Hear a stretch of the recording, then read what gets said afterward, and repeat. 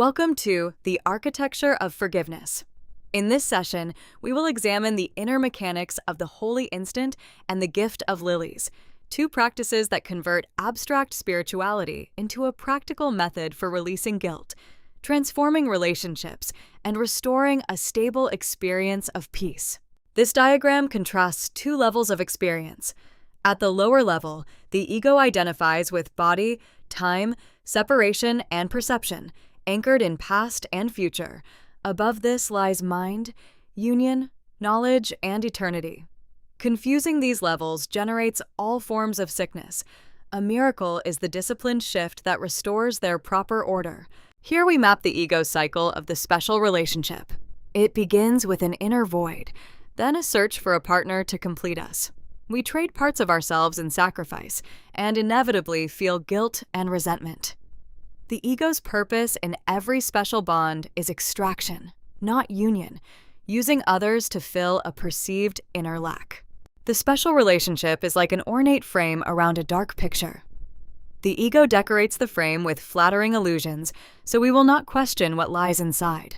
A ritual of taking, fueled by vengeance and the past. The key discipline is to look past the glittering frame and recognize the underlying pattern of attack. The Holy Instant interrupts the ego's timeline. Past and future, experienced as guilt and fear, are suspended. In this present moment, judgment is paused because it always depends on the past. When we consent to this interruption, the ego's interpretive frame collapses and love emerges naturally, without effort. Practicing forgiveness requires relinquishing the past, especially the grievances that sustain special relationships. In the Holy Instant, the mind stops using the body as a limit on love.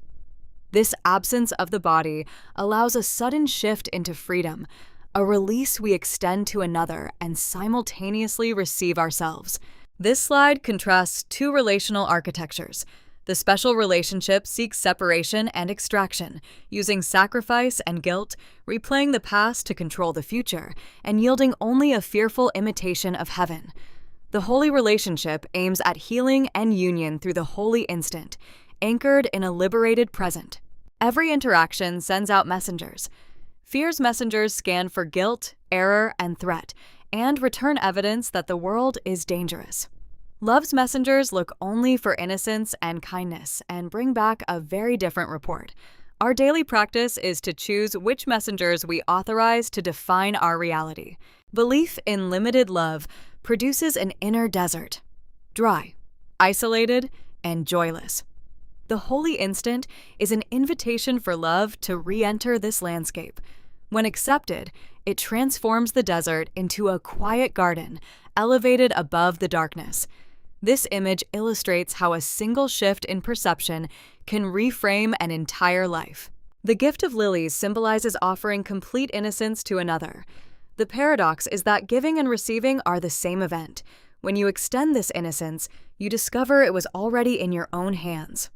Operationally, this means we experience peace, not by demanding it, but by actively granting it to others. In the practice of lilies, you as the observer look past the body and its history, offering only the vision of a sinless spirit. Instantly, this light reflects back. You recognize your own innocence because you placed it there. We cannot maintain self-condemnation while genuinely releasing a brother from guilt. Here we see the transition from guilt to grace. We relinquish the special relationship and its heavy frame and step onto a very small bridge, the Holy Instant. Crossing it is simply remembering where we truly are. On the far side, we extend the gift of lilies, establishing relationships grounded in shared innocence. The journey concludes with the spark that shines within the dream. First, we perceive this inner light and allow it to heal. Then we trust it enough to let it create a new way of seeing. Each act of forgiveness restores truth where it was denied. Ultimately, we recognize forgiveness exactly where we have given it,